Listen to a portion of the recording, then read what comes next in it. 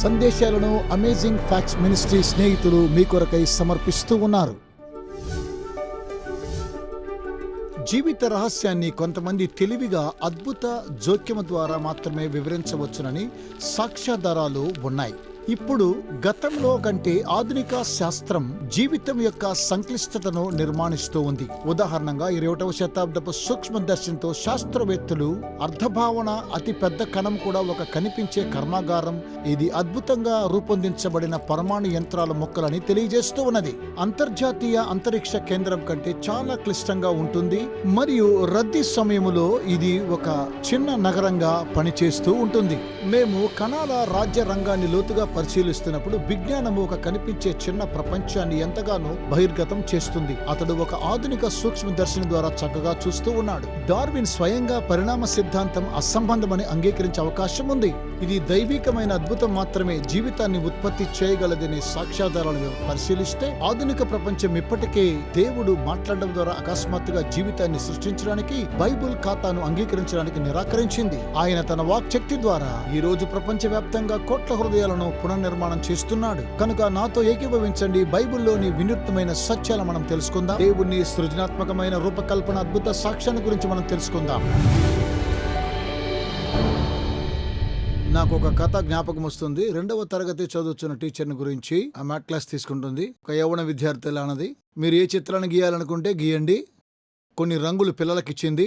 ఇలా వారు రంగులు వేయడం ప్రారంభించారు. ఆమె మెల్లిగా ఒక్కొక్కరి దగ్గరికి వెళ్ళి కొన్ని ఆలోచనలు ఇస్తూ ఉన్నది. వారి పనిని బట్టి ఆమె ఒక అబ్బాయి దగ్గరికి వచ్చి, ఆ అబ్బాయి హాస్యాస్పదంగా ఒక పెయింటింగ్ వేస్తూ ఉన్నాడు. చిన్నపిల్లల 4 పెట్టి వేస్తూ ఉంటారు కదండి, ఇలా చేస్తూ ఉన్నాడు. ఆమె అతని వైపు చూస్తూ అతడు ఏం చేస్తూ ఉన్నాడు అనేటువంటిది అర్థం కాకుండా అతనితో ప్రశ్నించింది, నువ్వు ఏ రంగులు గీస్తున్నావు? దేవుని చిత్రపటాన్ని వేస్తున్నాను అన్నాడు. అమ్మన్నది, మంచిదే, ఎవరికీ తెలీదు దేవుడు ఎలా ఉంటాడోనని. నిజంగానని ఎవరికి ఈ విషయం తెలియదు. ఈరోజు మన సందేశం ఏమనగా, ప్రాముఖ్యమైన అంశాన్ని మనం చర్చించబోతున్నాం. దేవుడు ఉన్నాడని నీవు రుజువు చేయగలవా? మీరు రుజువు చేయగలరా? ఇది పెద్ద ప్రశ్న. ఇది చాలా ప్రాముఖ్యమైనటువంటిది. ప్రజలు దీని గురించి ఎక్కువగా మాట్లాడుకోరు. దీని గురించి మీరు వినే ఉంటారు. ఇది లార్జ్ హ్యాడ్రన్ కొలైడర్. చాలా పెద్దదైన ఖరీదైన ప్రపంచాన్ని విజ్ఞాన శాస్త్రం ద్వారా పరిశోధించేది. దీనిని 300 అడుగుల క్రింద పొందుపరిచారు స్విట్జర్లాండ్లో ఉన్నటువంటి ఫ్రాన్స్ దేశంలో. కొన్ని దినాల క్రితం నేను అక్కడికి వెళ్ళాను. 17 మైళ్ళ పొడవులో ఉన్నటువంటి ఒక సొరంగం. లోతుగా త్రవ్వడం కోసమై ఈ యొక్క మార్గాన్ని వారు ఉపయోగించేటువంటి వారు ఫ్రాన్స్, ఇంగ్లాండ్ దేశాల మధ్య ఈ సొరంగాన్ని ఏర్పాటు చేశారు. అదొక పరికరం. దీని యొక్క పొడవు 17 మైళ్ళ దూరంలో ఉంటున్నది. కుండ్రాకారంగా ఉంటుంది. ఇది చాలా శక్తివంతంగా నింపబడుతుంది. విద్యుత్ ఆకర్షణ శక్తితో కూడినటువంటిది. శాస్త్రవేత్తలు దీన్ని సమకూర్చుకున్నారు. ఇది ఎవరి ద్వారా పనిచేస్తుందనగా, ఐరోపా సంస్థ అణు ఆయుధ పరిశోధన కొరకై వాడబడతారు. దీని ముఖ్య ఉద్దేశమేమనగా, ఏ విధంగా చూడాలి అని అంటే మర్మములను కనుగొనుచున్నది. చాలా చిన్న పరికరాన్ని గురించి కనుగొనగలదు. సమస్తాన్ని ఇది కనిపెట్టగలదు. దీన్నేమని పిలుస్తారు అనగా, కొంతమంది హిగ్గిన్స్ బాసన్ అని పిలుస్తారు. దీనికి మరో పేరేమనగా యూనోస్. ఇది దేవునికి సంబంధించినది.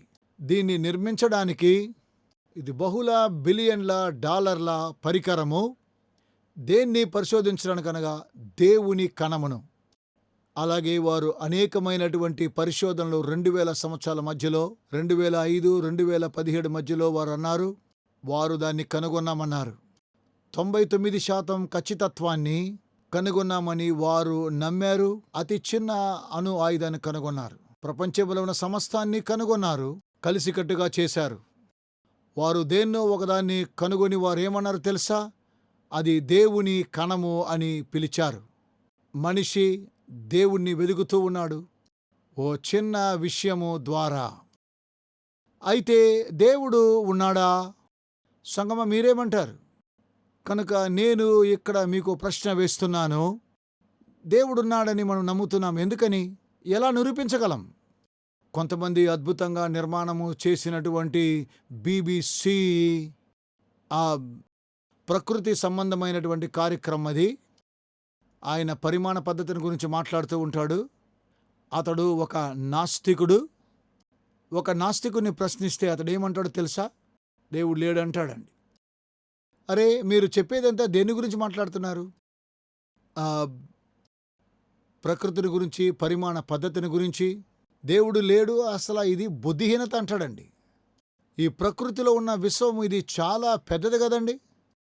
ఈ విశ్వము చాలా పెద్దది. మిలియన్ల సంవత్సరాలన్నీ కూడా గతించిపోయాయి. అయితే మనం చూసేదేది చాలా చిన్నది. ఇన్ని సంవత్సరాలు మనము నేర్చుకున్నది ఏమనగా మనమేమంటామంటే, మాకు తెలుసు దేవుడు లేడని. వారికి ఉన్నటువంటి ఒక చిన్న జ్ఞానముతో ఈ యొక్క విశ్వాన్ని గురించి, ఇప్పుడు ఒక చీమ ఎంతో ఎత్తులో ఉండి నేనిప్పుడు విశ్వాన్ని గురించి అర్థం చేసుకున్నాను అంటుంది. చూడండి, ఇది ఎంత తగ్గింపుతో కూడినటువంటి ఒక విధానం.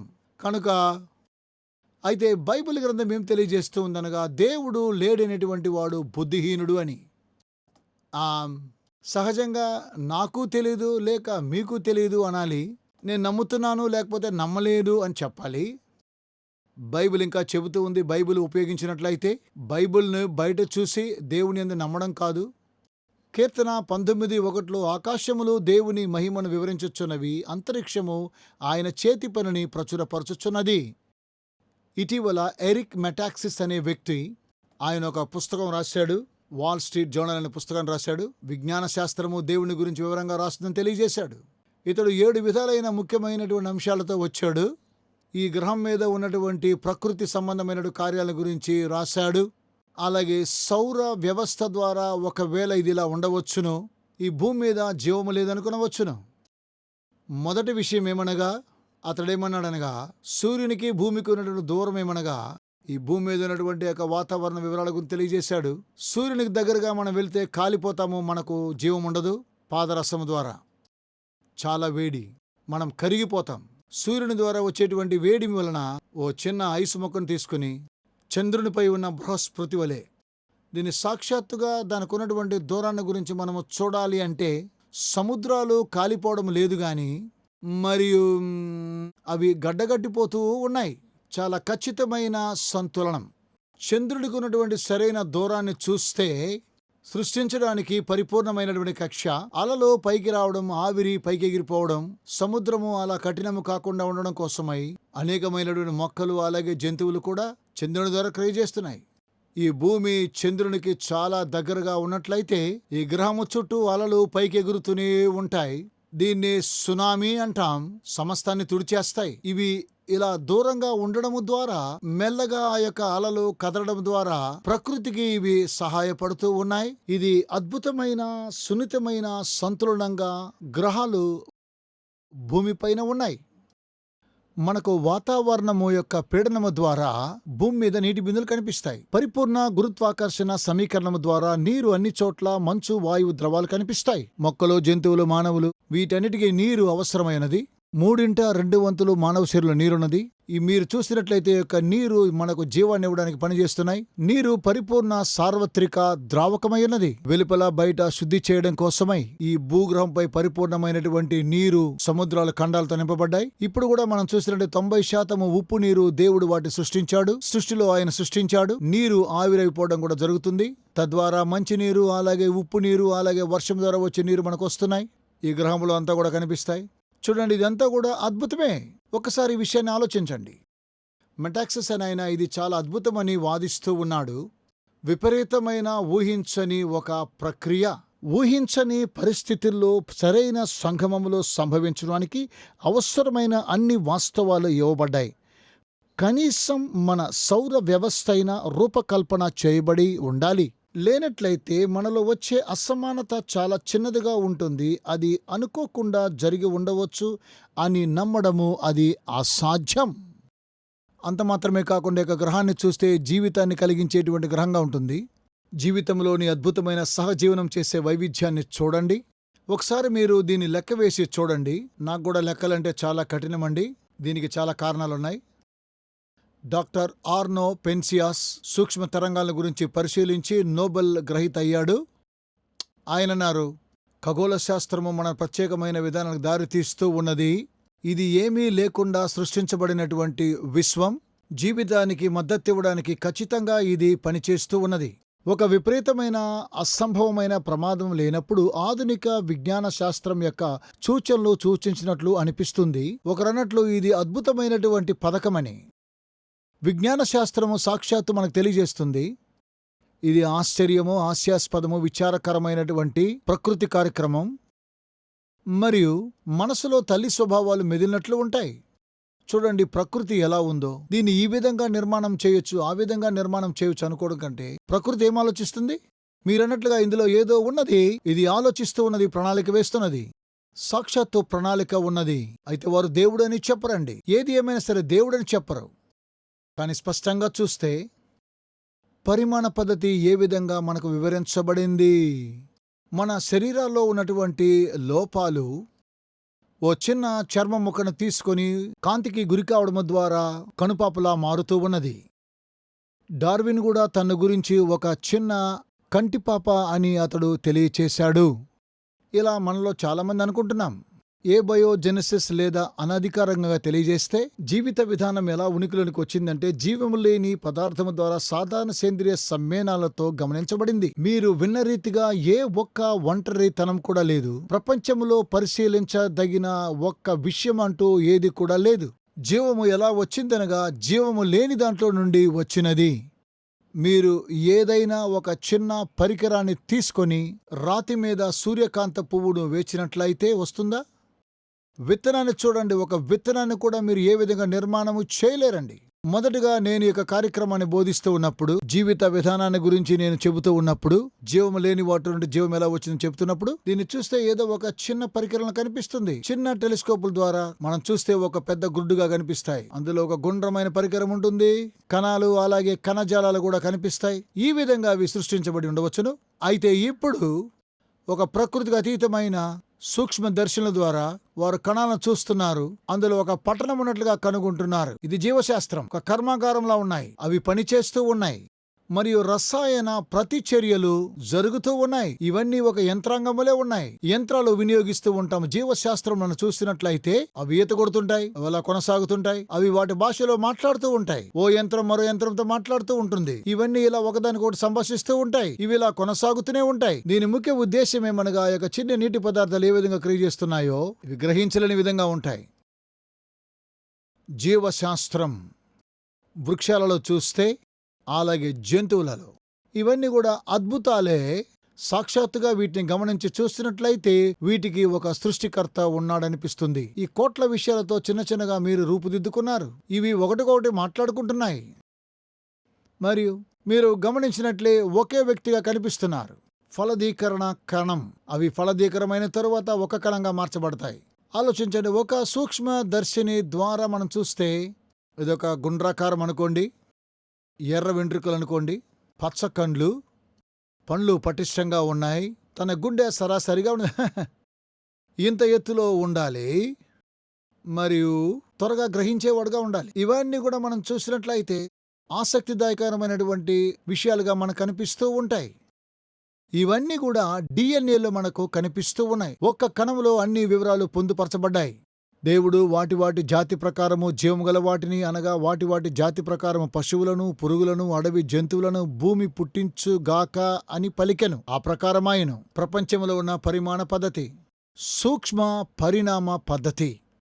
డార్విన్ చూసింది సూక్ష్మ పరిణామ పద్ధతి. అతడు ఫించెస్ జాతిలో ఉన్నటువంటి వాటిని చూసి వాటి ముక్కులు వ్యత్యాసమైన రీతిలో ఉంటాయని కనుగొనడం. ఇవన్నీ కూడా ఫించెస్సే.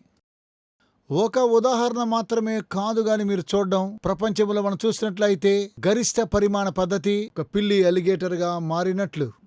ఎందుకంటే వ్యత్యాసమైనటువంటివి చిన్న పిల్లులున్నాయి, అలాగే సింహాలు కూడా ఉన్నాయి, పిల్లులు కూడా ఉన్నాయి. అర్థమైందా? కనుక ఈ లోకములో ఒక్క ఉదాహరణ మాత్రమే కాదు. ఒకవేళ ప్రపంచమంతా కూడా దీనిని ఒప్పుకొన్నట్లయితే ఇది కుట్ర అయినా కూడా పర్వాలేదండి, అది అలాగనే ఉండనివ్వండి. అనేకమైనటువంటి సమాచారాలు అందించేటువంటి విశ్వవిద్యాలయాలు ఉన్నప్పటికీ కూడా, ఏ కోణములో చూసినప్పటికీ కూడా దేవుడు లేడని చెప్పలేరండి. వారు చెప్పలేకపోతున్నారు. వారు ఏమి చెప్పాలనుకున్న అనేకమైనటువంటి సాక్ష్యాధారాలు కలవండి. జాన్ ఆడమ్స్ అనే వ్యక్తి, మన మొదటి అధ్యక్షుడు, అన్నాడు, నిజాలు అవి చాలా కఠినంగానే ఉంటాయన్నాడు. సులువుగా వాటిని వదిలించుకోవడం కష్టం. ఎక్కడికి వెళ్ళకండి స్నేహితులారా, నేటి ప్రదర్శనలోనికి తిరిగి మరలా కలుసుకుందాం. మీరు ఒంటరివారు కాదు, మనమందరము యుద్ధకాలంలో ఉన్నాం. మనమందరము చాలా శ్రమ పడుతూ ఉన్నాం. అదేమనగా మంచి చెడ్డల మధ్య మన హృదయంలో రేగుతూ ఉన్నది. మనమందరము యుద్ధంలో పోరాడుతున్నాం. అయితే దేవుని కొరకు బలం కలిగి ఉండాలి. అయితే అప్పుడప్పుడు శరీరం బలహీనపరుస్తుంది, అప్పుడప్పుడు పడిపోతూ ఉంటాము. అమేజింగ్ ఫ్యాక్ట్స్ వారు ఇప్పుడే మీకోసం పంపిస్తారు ఆసక్తిదాయకమైనటువంటి ప్రత్యేకమైనటువంటి వనరులు. మీ ఉచిత కాపీ పొందుకోవడం కోసం ఈ తెరపై ఉన్న నెంబర్ను సంప్రదించండి. మీ ఆఫర్ నంబర్ తెలియజేయండి 401. ఈ తెరపై ఉన్న వెబ్ అడ్రస్ ను సంప్రదించండి. ఈ ప్రత్యేకమైన పుస్తకాలు చదివిన తరువాత మీ స్నేహితులతో మీరు పంచుకోండి. ఇప్పుడు నేటి ప్రదర్శనలోనికి తిరిగి వద్దాం. ఇంకా కొన్ని ఆశ్చర్యమైన సంగతులు నేర్చుకుందాం దేవుని వాక్యము ద్వారా. మీరు గణిత శాస్త్రాన్ని చదువుతున్నప్పుడు, ఇప్పుడు నేను అందులో చేర్చబడ్డాను, ఎందుకంటే అది నాకు చాలా తెలిసినటువంటి విషయం. పాఠశాలకు వెళ్ళాను. చరిత్ర అంటే నాకు చాలా ఇష్టం అండి, లెక్కలు ఏమాత్రం కాదు. మీకు తెలుసండి ఐజాక్ న్యూటన్ గురించి. అతడు గొప్ప గణిత శాస్త్రవేత్త, భౌతిక శాస్త్రవేత్త 17వ శతాబ్దంలో. ఇతర భౌతిక శాస్త్రవేత్తలు అతని యొక్క గణిత శాస్త్రాన్ని గురించి ఆధారం చేసుకొని సౌర వ్యవస్థను కనుగొన్నారు.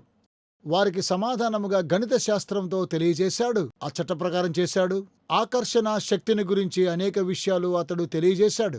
అంతరిక్షములో ఉన్నటువంటి అన్ని యంత్రాంగాలు వాటిని ఆధారం చేసుకోవడం ఐజాక్ న్యూటన్ ద్వారా కనుగొన్న విజ్ఞాన శాస్త్రము ద్వారానే పనిచేస్తూ ఉన్నాయి.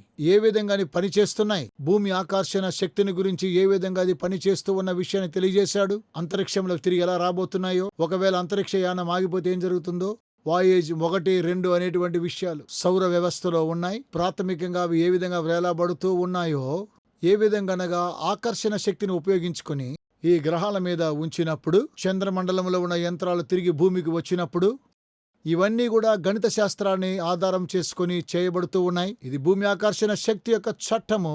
ఇవి మారవు, ఇవి మార్చలేము. మరియు నా గురించి వస్తే, గణిత శాస్త్రాన్ని చూస్తే గుణకార పట్టిక గుర్తొస్తూ ఉన్నది. అయినా అవి క్రియ చేస్తూ ఉంటాయి. 7 గుణకార పద్ధతి 7 ఇంకా జ్ఞాపకముంది, ఎందుకంటే బైబిల్లో ప్రవచనము కలదు. ఎప్పుడు కూడా 49. మీకు తెలుసా, ఏ భాషలైనా అవి ఒకటే. ఈ ప్రపంచంలో మీ సంస్కృతి ఏదైనా, మీ మతము ఏదైనా 7ని 7తో పెంచితే 49. కనుక సహజంగా మనం చూస్తే గణితంలో చాలా ఆసక్తి ఉంటుంది. దేవుని గురించి ఎక్కువగా వివరిస్తూ ఉన్నది. కనుక లోతుగా తెలుసుకోవాలి గుణకార పట్టికను. వాదన ఏమనగా, గణిత శాస్త్రంలో ఉన్నటువంటి పద్ధతులు ఇవన్నీ కూడా దేవుని యొక్క గుణాతిశయాలను గురించి మనకు తెలియజేస్తూ ఉన్నవి. ఇవన్నీ కూడా సత్యాలే, సర్వాంతర్యాన్ని గురించి సూచిస్తాయి. అవి ఎప్పుడు సత్యములే, అవి నిత్యమైనటువంటివి. వాటిని చెరపలేము, అవి ఓటమి పాలు కావు. కనుకనే సర్వశక్తులు అనిపిస్తుంది. హేతుబద్ధకమైనటువంటి భాష ఏదైనా, ఇవన్నీ కూడా వ్యక్తిత్వమైనటువంటివి. నేను చెప్పేది అర్థం చేసుకోండి. గణితము సర్వాంతర్యామి, సర్వశక్తి కలిగినవి, నిత్యమైనటువంటివి, సర్వవ్యాపిగా ఉన్నాయి, వ్యక్తిగతమైనటువంటి సంబంధము కలిగి ఉన్నవి కనుక దేవుని యొక్క మనసును తెలియజేస్తున్నాయి. ఆల్బర్ట్ ఐన్స్టైన్ అన్నారు, విశ్వము గురించి చాలా అపారమైన విషయం ఏమిటంటే అది గ్రహించదగినది. గణితములో కూడా దేవుడు ఇలా రాశాడు, మంచి చెడు అనే అంశం. అదేదనగా మంచి చెడు అనే అంశం. సహజంగా చెప్పాలంటే చాలామంది ఇక్కడనే దేవుడు ఉన్నాడు అని అంటారు. ఎందుకు? నిరపరాధులు శ్రమ పొందుతూ ఉన్నారు. దేవుడు శక్తివంతుడు కదా, ఎందుకు వారు శ్రమ పడుతున్నారు? ఎందుకనగా చెడు లోకంలో ఉన్నది. చెడుగు తెలియచేస్తూ ఉన్నది నిజంగానే దేవుడు అనేవాడు ఉన్నాడు అని. దేవుడు చెడ్డవాడని కాదు. చెడుగు తెలియజేస్తూ ఉన్నది దేవుడు మంచివాడు అని. ఒక గీత వంకరగా ఉన్నదని ఏ విధంగా నీవు గ్రహించగలవు? నిటారుగా గీత ఉన్నప్పుడే. నీవు చెడుగును గురించి కారణము తెలుసుకోవలసిన విధమేమనగా, దీని యొక్క అర్థమేమనగా, ఓ మంచి ఉన్నది అని. దాని యొక్క నిర్వచనము ఏంటి? బైబిల్ చెబుతుంది, ప్రభువైన యేసు చెప్తున్నారు, దేవుడు మంచివాడని. మంచిదండి. ఆంగ్లంలో దేవుడు అనేటువంటి మాటకు మంచిలో నుంచి ఆ యొక్క పదము వచ్చింది. గుడ్ మార్నింగ్ అంటాం కదా, అసలు ఈ పదానికి అర్థము గాడ్ మార్నింగ్ అంటారు. దేవుడు అలాగే మంచి రెండు కూడా ఒకే పదాలు కలిసి ఉన్నాయి. కనుక ఒక వ్యక్తి చెడుగును ఎదుర్కొనుచూ ఉన్నప్పుడు ఆ మంచి ఏంటో అనేటువంటి విషయాన్ని తెలుసుకుంటాడు. ప్రపంచంలో ఉన్న జనులంతా కూడా చెడుగు శిక్షించబడాలి అని అంటారు. నాస్తికులు కూడా దీన్ని అంగీకరిస్తారు. ఎందుకు? అది సరిపోయింది అనే మనుగడకు వస్తే అయితే దాని సంగతేంటి? ఇది సరియా తప్ప? జీవితానికి ఏదైనా ఉద్దేశం ఉన్నదా? ఎందుకు నాస్తికులు విశ్వవిద్యాలయంలో బోధిస్తారు? మంచిని గురించిన జ్ఞానము ఎందుకు బోధించాలి? అది తెలుసుకోవాలి. ఎందుకు? మంచి చెడుని గురించినటువంటి నిర్వచనం ఎలా తెలుసుకోగలవు? నైతిక విలువలను తెలుసుకోవడం కోసమే దేవుడు కావాలి. నేను చెప్పేది అర్థమైందా? చివరిగా మనమందరం కూడా తిరిగి రావాల్సిన విధానము, సహజంగా మనము నైతిక విలువలు తెలుసుకున్నప్పుడు, మంచి చెడు గ్రహించినప్పుడు, అప్పుడే సృష్టికర్త దేవుడు ఉన్నాడని గ్రహించగలము. నేను 2 రోజుల క్రితం కారు డ్రైవ్ చేసుకుని ఇంటికి వెళ్తున్నాను. చాలా రద్దీ సమయములు. అలా వస్తూ ఉన్నప్పుడు అక్కడొక దీపము, కొన్ని బాతుల గుంపు, ఒకవేళ ఒక డజన్ ఉండొచ్చండి. నేను కెమెరా తీసుకుని వాటిని ఈ విధంగా పిక్చర్ తీశాను. ట్రాఫిక్ చాలా రద్దీగా ఉన్నది. 3 పెద్ద బాతులు, చిన్న బాతులన్నీ కూడా కలిసి వాటిని వెంబడిస్తూ ఉండడం మీరు గమనిస్తూ ఉన్నారు. సహజంగా 8 లేక 10 చిన్న బాతులు కూడా ఉన్నాయి. చాలా రద్దీ ట్రాఫిక్లో కూడా. చూడండి, ఇక్కడ మీరు గమనించినట్లయితే ఎప్పుడు కూడా దీపము ఎర్రగానే ఉంటుంది. ఆ సమయంలో కార్లు ఏం చేయాలండి? ఎందుకు కార్లు ఆగిపోయాయి? ఈ యొక్క గూడు బాతులు రోడ్డును దాటాలి. పరిణామ పద్ధతి మనకు బోధిస్తూ ఉన్నది. అవి నిరూపిస్తూ ఉన్నాయి మన కార్ల కంటే అవి చాలా విజ్ఞానం గలవని. అలాగ కొనసాగాయి. అవి అలాగున దాటుతూ ఉన్నాయి. అందరూ ఎందుకు వేచి ఉండాలి? అందులో కొంతమంది నాస్తికులు కూడా ఉన్నారు. బాతులు రోడ్డు దాటడం కోసం వారు వేచి ఉన్నారు. దీని ద్వారా ఏం గ్రహించాం? ప్రతి ఒక్కొక్కరు కూడా అర్థం చేసుకోవలసిందేమనగా వారిలో సొంత అవగాహన సత్యము కలదని. కొన్ని మంచి చెడులు గ్రహించగలగాలి. మనము ఆ విధంగా ముందుకు కొనసాగుతూ ఉంటాం. అది చెడు అయితే, ఒకవేళ హృదయాన్ని బాధిస్తే, జీవంతో ఉన్నటువంటి ఆ యొక్క పక్షుల మీద మనం ఎక్కించాం కదా, అవి రోడ్డు దాటేంత వరకు కూడా మనం వేచి ఉన్నాం కదా. విన్స్టన్ చర్చిల్ గారు ఈ విధంగా తెలియజేస్తూ ఉన్నారు. మనుషులు అప్పుడప్పుడు సత్యం మీద పొరపాట్లు వేస్తూ ఉంటారు. ఇందులో సాక్ష్యం కలదు, ఒక వ్యక్తికి దేవుడు కావాలి అని.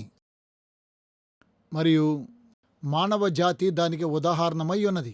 షేక్స్పియర్ ఇలాగంటూ ఉన్నాడు, మనిషి ఏ విధంగా సృష్టించబడ్డాడు, ఎంత గొప్పది, అధ్యాపకులలో ఎంత ఉన్నతమైనది, ఎంత ఆకర్షణీయమైనటువంటిది, క్రియలో దేవదూతలు ఎలాగుంటున్నాయి, భయంతో దేవుడు ఎలా ఉంటాడో, ప్రపంచం యొక్క సౌందర్యం, అలాగే జంతు ప్రపంచము, మానవాళి ఆలోచన నైరూప్యం, వాటిని గ్రహించి మనము మాట్లాడగలుగుతూ ఉన్నాం.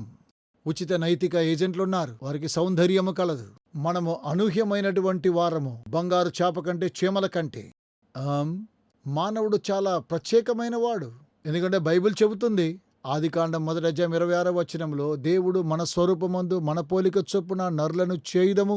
మానవుడు ఈ భూమి మీద అన్నిటి మీద అధికారం కలిగినవాడు. ఎందుకంటే పరలోకం నుండి సృష్టించబడ్డాడు. వారు సముద్రపు చేపలను, ఆకాశ పక్షులను, పశువులను, సమస్త భూమిని, భూమి మీద ప్రాకు ప్రతి జంతువును ఏలుదురుగాక అని పలికెను. 200 సంవత్సరాల క్రితం సమస్తాన్ని నేర్చుకున్నవాడు. మనము సూక్ష్మ జీవుల గురించి, సూక్ష్మ తరంగాల గురించి నేర్చుకున్నాం. రేడియో వేవ్స్ గురించి నేర్చుకున్నాం. ఇంకా ఇలా ఎన్నో నేర్చుకున్నాం. ఒక్క సంతతిలోనే ఇవన్నీ కూడా మనం నేర్చుకున్నాం. అలాగునే దేవుడు ఒక సంబంధ బాంధవ్యాన్ని ఏర్పాటు చేశాడు. దేవుడు మానవునితో సంబంధం కలిగి ఉండాలని కోరుతున్నాడు. ఇర్మియా 31:3, చాలా కాలం క్రిందట యెహోవా నాకు ప్రత్యక్షమై ఇట్లనెను, శాశ్వతమైన ప్రేమతో నేను నిన్ను ప్రేమించుచున్నాను గనుక విడువక నీ ఎడల కృప చూపుచున్నాను. ఇంకా మనకింకా ఎక్కువ సాక్ష్యాలు కావాలంటే ప్రభువైన యేసులో మనము చూడవచ్చును. యేసు ప్రభువారు బైబిల్ గ్రంథములో మాత్రమే కాకుండా ఆయన గురించి చరిత్ర కూడా ఆయన గురించి వ్రాయబడినట్లుగా చూస్తున్నాం. మేము ఇటీవల ఇశ్రాయేలుకు వెళ్ళినప్పుడు ఒక గైడు మాకు ఫ్లేవియస్ జోసిఫస్ను గురించి వివరిస్తూ ఉన్నాడు. వాస్తవంగానే ప్రభువైనటువంటి యేసు జీవించాడని, సరైన సమయంలో జీవించాడని, సిలువ వేయబడని తెలియజేశాడు. ఇప్పుడు ఒక వ్యక్తి ఒక విషయాన్ని నమ్మనట్లయితే, అబద్ధాన్ని కూడా నమ్మనట్లయితే, అపోస్తలులందరూ కూడా కలిసి ఈ విధంగా తెలియజేస్తూ ఉన్నారు. మన సొంత మతాన్ని స్థాపించేటువంటి వారు, డబ్బు పోగు చేయడం కోసం. ఈ వ్యక్తిని ఒకసారి చూడండి, నిజంగానే మరణాన్ని గెలిచి లేచాడు, అద్భుతాలు చేశాడు, ఇవన్నీ జరిగించాడు, నిరీక్షించండి. మీకు తెలుసా, కొంతమంది ప్రజలు, వారికి ఏదైనా వివాదాలు ఉన్నట్లయితే, కొందరు శరీర స్రావాల్లో ఉన్నవారు, కొంతమంది గుహల్లో ఉన్నవారు. నాకు గుర్తుంది చాక్ హాల్సన్ గురించి. అతడు నిక్సన్ అనేటువంటి విభాగంలో నీటి గేటు కుంభకోణంలో చిక్కుకుపోయాడు. అందులో ఇతడు ఒకడుగా ఉన్నాడు. అందులో వారికి వాదన కలిగినప్పటికీ ఒప్పుకున్నాడు. కాల్సన్ కూడా ఒక న్యాయవాది. అతడు చెరసాలకు వెళ్ళాడు. చెరసాల్లో మారు మనసు పొందాడు. మరియు అతడు అన్నాడు, ఆ తరువాత అతడు పశ్చాత్తాపడిన తరువాత అధ్యక్షుడిగా నిలబడ్డాడు. పశ్చాత్తాపడిన తర్వాత వారు చెరసాలకు వెళ్ళినప్పుడు అటార్నీ జనరల్ అతనితో భేటీ చేస్తున్నప్పుడు, నేనెక్కువ సమయాన్ని తీసుకోను, నాకు కొంచెం సమయం కేటాయించమన్నాడు. వారు చాలా సిద్ధంగా ఉన్నారు. అతను రక్షించడం కోసమై ఎన్నో ప్రయత్నాలు చేశారు. అందరూ ఒప్పుకున్నారు, పశ్చాత్తాపడ్డారు, వారు ఒప్పుకున్నారు. అయితే అపోస్తలుతో వారెప్పుడు కూడా కథనాన్ని మార్చలేదు. వారు రాళ్లతో కొట్టబడ్డారు, వారు దేశదిమ్మరులుగా తిరిగారు, వారు హింసించబడ్డారు, వారు ఎన్ని శ్రమలు అనుభవించినా అదే విషయాన్ని తెలియజేస్తూ వచ్చారు. యేసుక్రీస్తు దేవుని కుమారుడన్నారు. వారిని శిరచ్ఛేదనము చేసినప్పటికి కూడా అపోస్తులైన పౌలు వలె సిలువ వేశారు, పేతురు వలె. అయితే వారు కథను మాత్రం మార్చలేదు.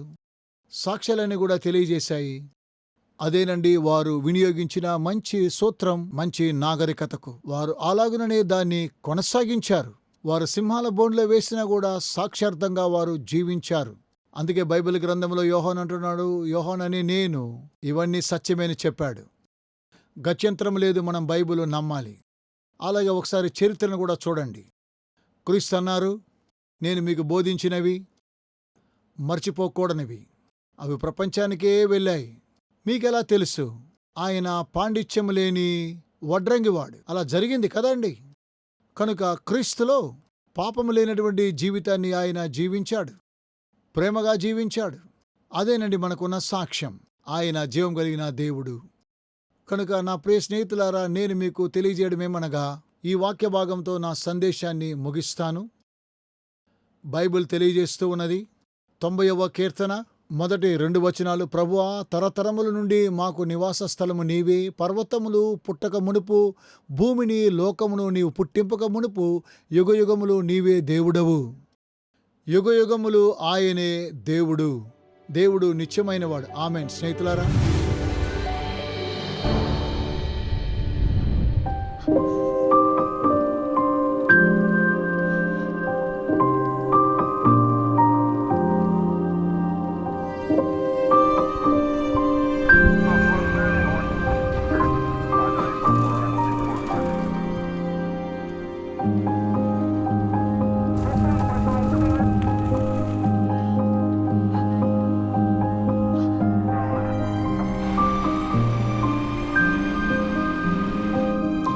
ఇకపై నొప్పి లేదు, బాధ లేదు. ఇకపై పోలీస్ స్టేషన్కి వెళ్లాల్సిన పని లేదు, వ్యాధి లేదు, మరణము లేదు, ఇక శ్రమలు లేవు. నిజమైనటువంటి స్నేహితులకు వేదన, బాధలన్నీ కూడా ఈ ప్రపంచంలో నుంచి దేవుడు వాటిని తీసివేస్తూ ఉన్నాడు. సాత్వికులు ధన్యులు, వారు భూలోకమును స్వతంత్రించుకొందురు. నేను ఆకలిగొంటిని, మీరు నాకు ఆహారాన్నిచ్చితిరి. ఈ పేదవారిలో ఎవరికైనా మీరు చేసినట్లయితే నాకు చేసినట్లని ప్రభు సెలవిస్తూ ఉన్నాడు.